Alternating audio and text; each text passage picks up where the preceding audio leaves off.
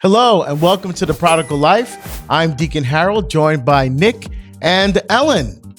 And we are here to help bring Jesus more deeply into your heart and into your life. Oh, man, absolutely. And I'm curious, Ellen, what are we talking about today?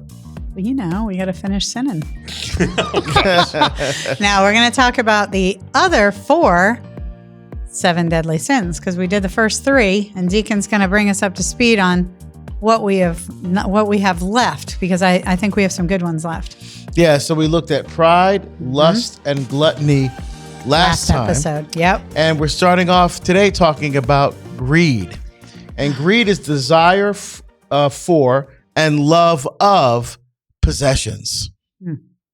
So that's not saying having things is bad or wanting things is bad.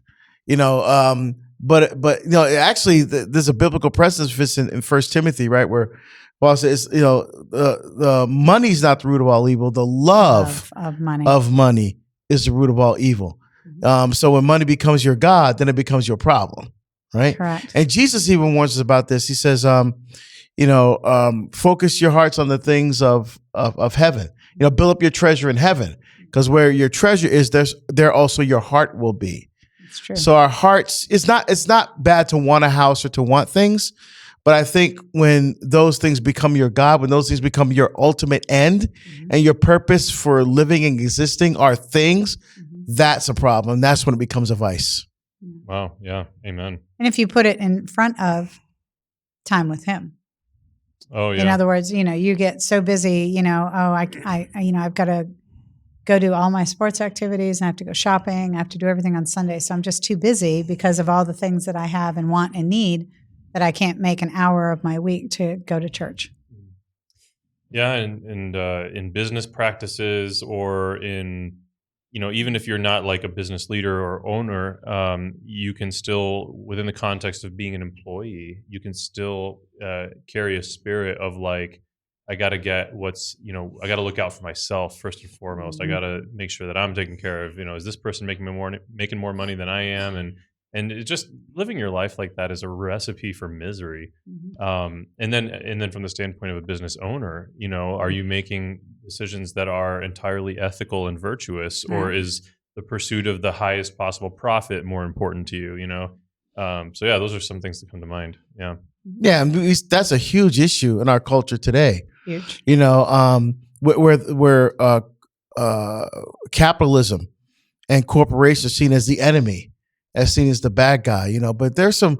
I think there's nothing wrong with that, right? For instance, if you're a CEO of a company, yeah, you should make more money because you're the one accepting the risk. You're the one who's making the investment in the machinery and the building and the legal. You're taking all the responsibility, but at the same time, you want to make sure you're taking care of the people that are making you the money as well. Correct. Right, but to say that everybody should be paid the same, that's ridiculous. Yeah. And I don't think it's just either. Right. Quite frankly. Well, there's different. I mean, there's different. Yeah, you have different levels of accomplishment and different levels of education and different levels of skill, probably more than anything. Yeah, but things like profit sharing and some things that some companies have been doing that are very good. Yeah. That are rewarding their employees. I've even seen like if you've ever been to the Nike campus or Adidas, I mean, they have workout facilities and gyms in the employee buildings. Some have daycare centers. Yeah, daycare centers. Right you have inside. cubicles and stuff where they can they can throw balls around. They can play They got basketball. I mean, you know, and they consider that part of the creative activity, not just a benefit, but part of the creative process. Yeah. And creating environments where their employees can thrive and feel good about work and some of them be do more that productive. flex hours and flex space and like a combination of remote and home. And they've actually been doing studies recently, because if you can go to a 4-day work week, they found that the productivity increases substantially. Yeah. And, you know, in contrast, a lot of employers out of, I think it stems in greediness and over concern for like making sure that their employees are always working. And like, I think about, for example, how many businesses, until fairly recently, it was ubiquitous, but now some are turning around on this, like won't offer paternity leave. Yeah. And I think, man, wouldn't it be great if the dad could be home with the baby and the mom, you know? And then even maternity leave, that is somehow still an issue that is Yes. not treated the way that it should be treated. But beyond that, paternity leave, I think, is super valuable. I think about, vacation time. Like if there's someone I care deeply about that has been in the workforce, it's a blue collar environment, been in the workforce for, in fact, at this specific company for decades. And after decades with this company, he gets 2 weeks of vacation. And I'm like, what? We have such a skewed, like we're basically using people. It's absolutely inappropriate, and it does not acknowledge the dignity that we each carry. Like we live to work rather than we work to live. And it's all about greed. If you're the employer, it's I got to maximize profits by maximizing and using the crap out of my employees. And then if you're concerned, it really hurts my heart because we only get one life, and so many of us end up having to spend it slaving away over things that are not the priority. Yeah, exactly. Another part of greed too within the workforce, and this is especially with like self-employeds and others, is and this is just one from personal experience, and two because the industries that I've worked in, and judging how much somebody else should be paying for your services based on what you think they can afford. Rather than what you think your work is worth. Yes. And sometimes saying, well, they can afford, a higher percentage, you know what I mean? Or they can afford to pay more because they're richer or whatever. And I don't, to me, that seems, dishonest, but more than anything, it stems from greed, because just because you think they have more doesn't mean that they should be paying more than the guy that can't afford to pay you more. Right. If you have a flat rate, that's your rate. Yeah. If you have a standard percentage, that's your percentage. If you charge a commission, that's your commission. And it shouldn't fluctuate based on what your perception of another person's wealth or lack thereof is. Absolutely. That's an interesting point. I never thought about it like that before. That's greed. Wow. Yeah. All that's right. greed. Well, the next one, number 5, is sloth. I know. Yeah. Or acedia, as it's lazy. Acedia is such an interesting. My wife and I read a book on acedia. It's such an interesting topic. I've never heard of acedia. Oh I don't my know where goodness! that comes it says from. sloth or acedia, physical laziness, also disinterest in spiritual matters, or neglecting spiritual growth.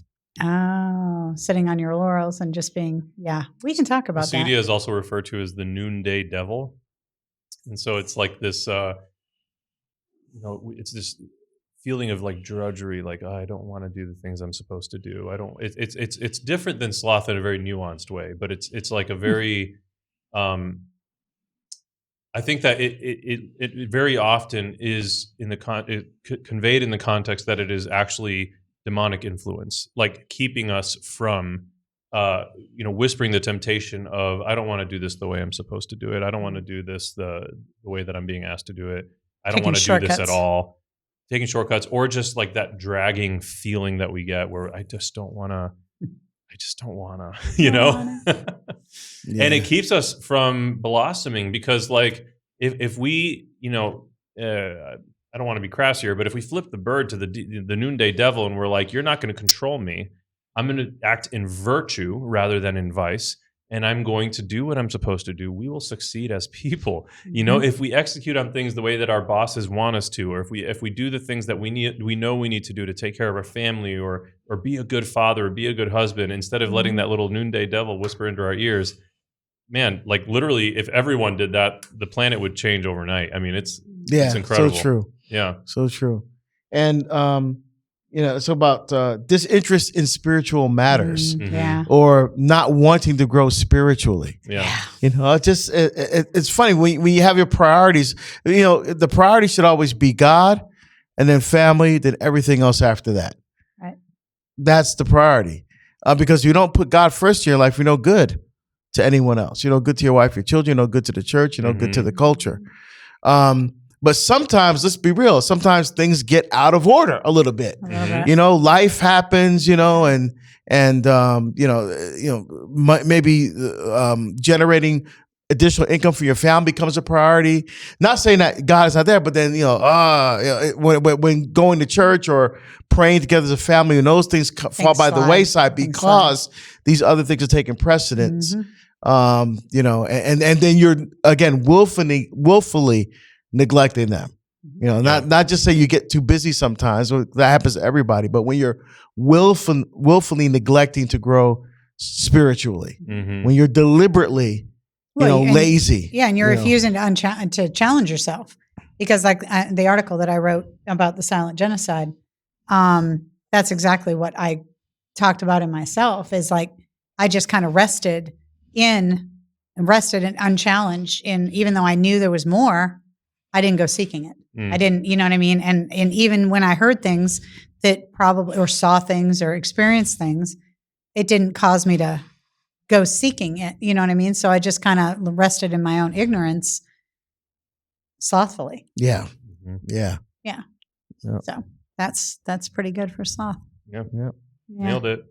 Then the next one is anger or wrath, uncontrolled feelings of hatred or rage. That's a big Now one. we definitely have to make a distinction here between justifiable anger, right? Because some people will use this, for example, Jesus in the temple was angry and he turned the tables over and look how angry he was, and so this righteous anger.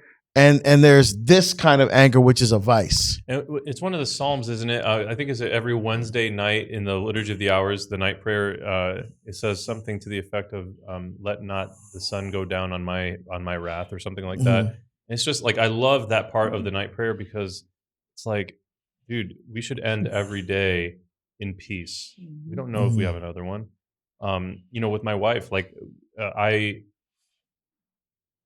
as an outpouring of that prayer, because I was praying the Liturgy of the Hours before we got married, right? And I just found it to be so valuable to tie that into our marriage and our communication, right? So if we're having a disagreement, if we're struggling through some kind of a difficult conversation, like it's become a thing for our marriage that like we will not go to bed enemies. We will not go to bed with that feeling of wrath. We will find a way to bring peace and reconcile this. And I think that's a beautiful principle for all relationships, whether it's marriage or not, because it's not. You said before, Ellen, you're drinking the poison and hoping the other person dies, right? Pretty much, yeah. Yeah. So it's true. My parents, they were marriage encounter people.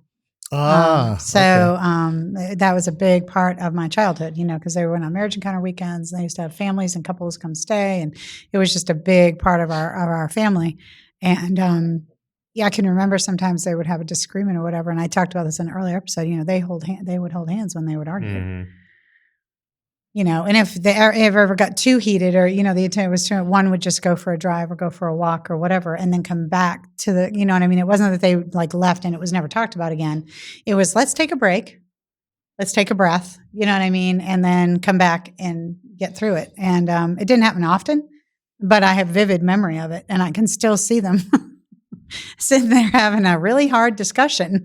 We would never listen, and we didn't really ever see them argue. I mean, that's the only reason I know they held hands when they would have heated discussions, is because I saw it. I don't ever have have a memory of my parents fighting, like not one.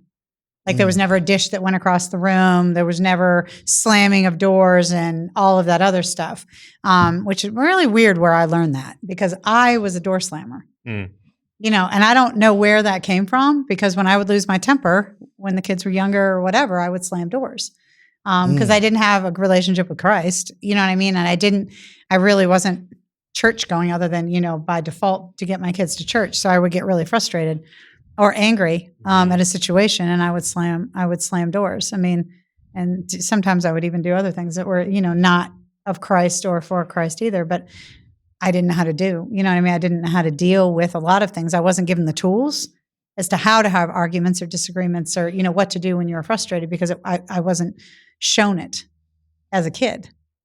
So and all of a sudden you get married. I was 19 years old when I got married.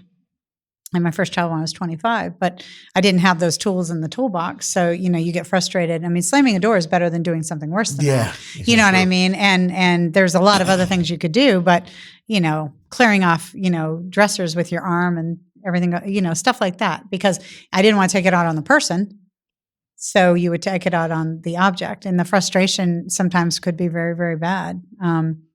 I haven't done any of those things in a really, really, really long time, but I think a lot of it was youth lack of an understanding of Christ and like not seeking a relationship with Christ. And to be honest with you, I find that if you don't have a relationship with the God of your understanding or Christ or whatever that is, it's very hard to deal with stressful situations and not get angry or vengeful or act out or speak out or say words you can't take back or do those things because you don't have anything else to rely on. And relying on yourself is so ineffective. 100%. Yeah. And I think in talking about this, you talk a little bit about the anger of Christ, right? In the scriptures, right? Yeah. How do you distinguish that justified anger versus what is that? Yeah. So what was going on with Christ was, so in the temple, there were different sections of the temple and there were different courts. So one of the courts was the courts of the Gentiles, right? So there were areas where the Gentiles were allowed to worship. Okay. And so the Jews were taking over the Gentile courts for selling, because remember, they also had to offer sacrifices. So they had animals and things that people would buy and then go in and for the priest to offer the sacrifice on their behalf. So they're using that area that was supposed to be used for the Gentiles for prayer and worship. They said, well, you guys are just Gentiles, we'll kick you out. We're going to use this to sell our stuff. And then, of course, when they're selling the stuff, they mark stuff up. And that greed thing. So when that stuff was going on, so it was a righteous anger. Because people were being prevented from worship. And Jesus, this is God's house, my house. You don't do those things in this house. Right. That kind of stuff. So it was a righteous anger because people were not allowed. In fact, that's the reason why he did miracles, because the lepers, lame, the blind were not allowed in the temple to worship because they were considered, so they were being cut off. They're being cut off. Basically. So Jesus, one of the reasons he did the healing, obviously, was to restore people to the nature that God intended, but also that they could be able to worship. And that's a righteous anger, as opposed to anger that we hold that leads to grudge. Mm-hmm. Like for example, the anger I had against my dad, I don't think was justified. I mean, some of the things that went on in the house were crazy. And so some of that anger was justified, but holding on to it for 18 years, telling the kids he was dead, that kind of stuff. Yeah. That's not good. That's not good. That was not good. And I justified it by saying, well, look what he did to me. Mm-hmm. I'm the victim here. Look what he did to me. And so the anger because of what was done to you, that's one thing.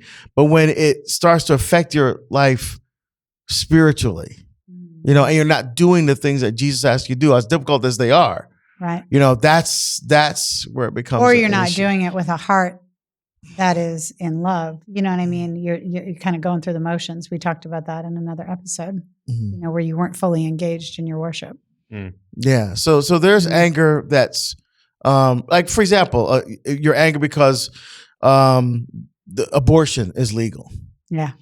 And so you go to the abortuary and you stand there, you protest, but you shouldn't do it in anger.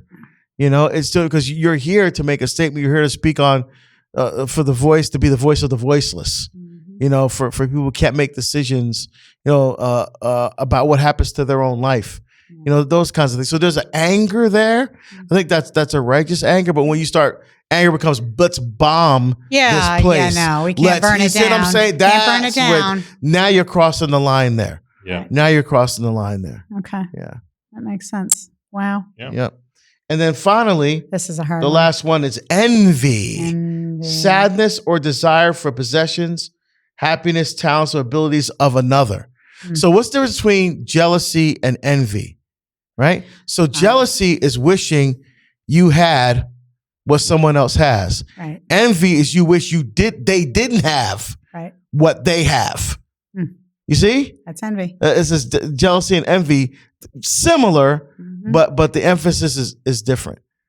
So you wish that person didn't have. I mean, how do you know God didn't give that person that so they can be able to fulfill God's will? Correct. Who are you to say they shouldn't have that? Amen. Because you don't have it, they shouldn't have it.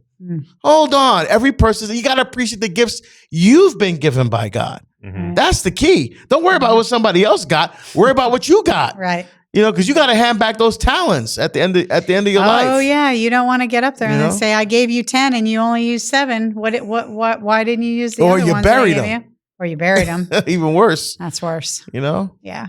So sure. that's no bueno, man. As you say, I'm stealing from you now, Nick. Bueno. So what is like jealousy and envy? What does that For example, look like people come to me and say, "Man, Deacon, I love what you do. I'm jealous." Meaning, I wish that I was doing what you're doing, or I wish I had the courage to leave my job to dive into this and do it full time. Right. You know, that's one thing. Envy is when I wish you weren't doing what you were doing. Whoa, hold on. The reason I'm doing this because this wasn't my idea. You know, so this was God's idea that I just said yes to. So I'm doing this because God's asking me to do this. Right. So when someone says you shouldn't be doing that, so you're saying I shouldn't be doing what God's will? I shouldn't be listening to God's voice in my life? I should be doing the will of the Holy Spirit. Is that what you're saying? Wow. That is now I think hopefully people can see now why envy is such a big problem. And I think a lot of people confuse the words because they say, "Oh, I'm envious of that person," and I don't think that's always what they mean. They mean it jealousy. And I think they think envy is like a gentler word than jealousy, and I'm like, it's so much better. Just say that you're jealous. Yeah, say jealous. Skip the envious thing. Envious is bad. So, I feel that way when I see a guitar player. Like, oh man, yeah. You see Eddie Van Halen toasting Obasi, so I'm like, I really wish. It's just like, okay, I don't want to play anymore. I wish I could do that, that kind of a thing. Right. You're kind of jealous, man. They're so talented. But that's not your gig. I mean, but you could do things they can't do. That's right. You know what I'm saying? But it's not about comparing. It's about how are you using God's gifts for his glory. Some people were created to hit a baseball or whatever it is, Exactly. but using your creative gifts and talents. Because this is the temple and that celebrating he gave you. that. We should be celebrating, not being envious, like that. I wish they didn't have it, but celebrating. Oh, yeah. Yeah. I mean, because sometimes I'll watch athletes or musicians or actors or actresses, especially the ones like, that are on stage in plays and whatever, where it's just raw. You know what I mean? There's no cuts or takes or pastes or edits or anything else. And, some of their performances will just like bring you to tears, you know what I mean? Or make you laugh or bring you to the place that they're trying to get you to. And, that's a gift. It's like a true gift. And I just am so appreciative of that. Yeah. Yeah. And we need to appreciate those gifts. I remember during the pandemic, one of the things I just started, I did a couple things. I started reading more books of the Bible that I typically didn't spend a lot of time in, because usually when you're speaking, you got your verses, right? But I was like, let me take a. So I looked at the book of Daniel and actually got a talk out of it, a new talk out of it. Proverbs. Oh. I spent time. I was like, whoa, there's some stuff in here, like Proverbs 31 about women. I was like, whoa, that's a beautiful. Now I use that now as a parallel with Genesis. I started listening to Pavarotti, the opera singer. Oh yeah, he's so good. I saw a little documentary on him, and then I heard the Pagliaccio aria from that one famous Italian opera that he used to sing all the time. I'm like, dang, it was just it was just like, dang, it was. I mean, the way he sang it, because I heard two different versions when he was younger. And then when he was older, right? And I love the older version better because if you're a musician, you can hear in his voice. When he was younger, he was singing it for technique, right? But when he's older, you can hear the life experience and the emotion and the joys and the disappointments. And so when you hear it the second time, there's much more depth. It may not be technically as good, but the emotion and the way the phrasing was just, I was like, dang, that's awesome. I mean, to the point where I wanted to learn it, Wow. Yeah. That's amazing. Yeah. So what about you? You got any jealousy, envy stuff? Never. Okay, good. No, I think I've struggled with, seeing friends of mine or even just acquaintances, but even friends, like when they have certain successes or whatever in the past, more so, and it's like, man, I wish I could have that success. I wish I could get that notoriety. I wish I wish that the people that are, liking their posts and commenting on their posts would like my post and comment on my post. Like why aren't I as embraced or as accepted as those or whatever?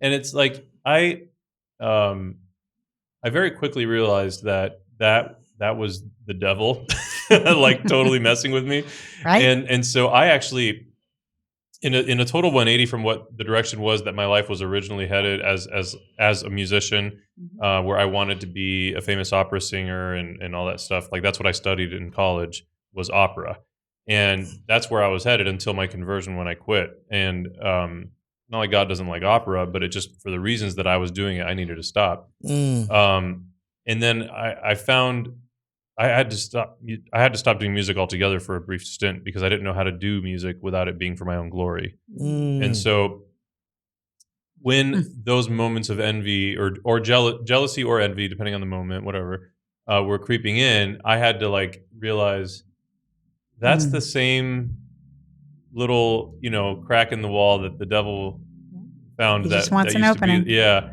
And so I actually try to now, especially in the context of Awakened Catholic, which is the company that produces this podcast and others like it, I try now to like stay out of the spotlight on purpose. I'm creating a venue for other people to share their messages and stuff, but I'm trying to like even I have a podcast on this platform. It's called The Awakened Catholic Show. But I really don't put out episodes that often because my concern now is to bolster the platform for others' messages. And I'm trying deliberately to not go out of my way to build up my name because that is not healthy for me to endeavor. And so It's prudent. Yeah. It's very prudent. Yeah. And so, the less active I am on social media and the less, out in the public sphere I am on social media as a name, as a, influencer or whatever, the healthier it is for me. Like my music Instagram, the account that's called Nick Andalina, there was a point at which we had almost 16,000 followers, which, relative to other people is not that much, but relative to the average Joe, it's a decent number. And I've all but stopped posting to it at all. If someone posts to it, 9 times out of 10, it's one of my employees or something. And we have decreased in followership. We're down to like 13,000 from we had been on a growth trajectory. But I've just gone out of my way to not pour into those things that are building up my ego because it's not helpful. I would much rather go talk to, 20, 30, 100 people or several thousand, them not know who I am, but for me to share the gospel with them. Yeah. That to me is so much more intriguing as a course for myself than to just like have a big name on social media and to, be popular in that way. So very good. Yeah, that makes a lot of sense. That's pretty cool. Yeah, it's very cool. Very, very cool. Yeah, I don't really tell people that. I mean, very often, I don't necessarily like social sharing. media. I mean, I could care how many Facebook followers I have, how many Instagram. I don't care. And I see like, Matt Fradd and guys like that have 180,000 followers. I'm like, dang, it's good for them. But to me, I don't care. Because I mean, to me, and they're growing their platforms because that's also a source of revenue for them, being able to take care of their families. So they have to do and employ strategies for growth. But me, I could care less. Well, just to be clear, it would be for me too. And we feel the impact of the fact that I'm not doing that tremendously. But you also are trying to stay within the bounds of what is a healthy relationship with God. Yeah. And you can't do both. You can't be, at least I found, trying to do speaking and stuff full time and writing and trying to do all the social media stuff. I mean, it just doesn't work. Yeah. And so for me, I'm not a so she does all that stuff. I do for with me. social media. Yeah. So I'm hardly actually even on there. Because I don't have time. I got so many other things that I'm doing, and sometimes I'll family message and I'll go, you need to respond to that email. And then my wife, it's like we had some significant conversations during the COVID time when I was home about like what our marriage is going to look like post COVID or when the kids are gone and we're empty nesters. You don't want to stay home by yourself all the time. So what does that mean? I said, well, okay, honey, but we got 2 kids in college, so I got, so I mean, so we're having discussions and stuff, but it's about balance. Right. But again, I we shouldn't be envious of each other. We should be working together to help build up each other. That's what we need to be doing. That's exactly. I mean, the whole point where we should all be on the same team, and it isn't that you shouldn't, not necessarily going to like everybody, but we still are on the same team. We're trying to get people to heaven, or to get them to convert, or ask questions, or do whatever that looks like, so that hopefully they can, save a soul, right? I mean, that's the whole purpose of the show, is testimony and trying to get people to testify. Jealousy and envy, I can tell you I'm cognitively aware of the difference between the two, and especially how the devil gets in the midst of it. Because when I was away from my, faith and wasn't seeking it and didn't have really anything to do with it other than the superficial, the kids are in Catholic school and we go to Mass on Sunday and, and their days were supposed to go, there wasn't a whole lot of depth to that. And it's very easy without having an active prayer life and an active connection with Christ to slip into, I throw gossip into the mix of that, but gossip and envy and jealousy. It never was like paramount in my life. I've never been a big gossip. And jealousy, I don't know that I'm not saying I've never experienced it, because that would be a lie, but it's not been a big thing. And envy, I guess I always confused envy with jealousy. You know what I mean? So now that I know what envy is, I'm like, I don't think so. But I will tell you that the devil can use those things very, very easy if you're not on guard. Yeah. He will come at you with that in a heartbeat. Absolutely. And you see how one sin leads to another, right? The envy that you experience leads to the gossip. Correct. See, so the sins build on each other. It rolls and it rolls and it rolls. And it totally gets out of control. It totally can take over your life. Absolutely. So, but that's what sin does, right? So, I mean, that it separates you from God. From God. And then once you're separate from God, who's in charge? Who fell to earth? Mm-hmm. Who's on earth? The devil and all his friends. Mm-hmm. And they're not nice people, or spirits, or whatever you want to call them. They're not here to love and help you get to heaven.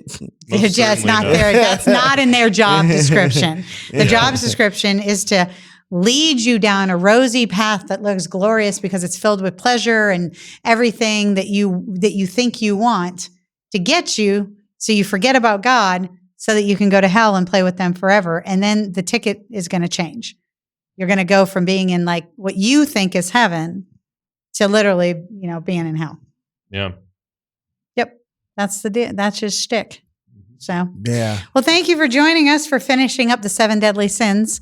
We're going to do a future episode about the 7 virtues, and that will be in a future episode. But please download the awakenapp.io and then go to your Play Store or your Google Play Store or your Apple Store. Yay, I got it right. And get the Awaken app.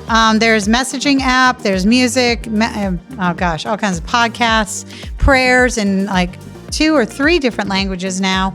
And a cool thing is there is a group channel that almost operates just like a Facebook channel, where you can literally post stuff just like you would on Facebook, but it's all followed by people that want to be a part of the Awaken community. So anyway, and Deacon's going to tell you how you can support us so we can keep bringing you this content. Just go to theprodigallife.com, and there you will see different giving levels, monthly options to be able to support us financially. And we've tied it to the different levels of angels. So pick one of those angel groups and help support the Prodigal Life. Goodbye. Thank you. God bless.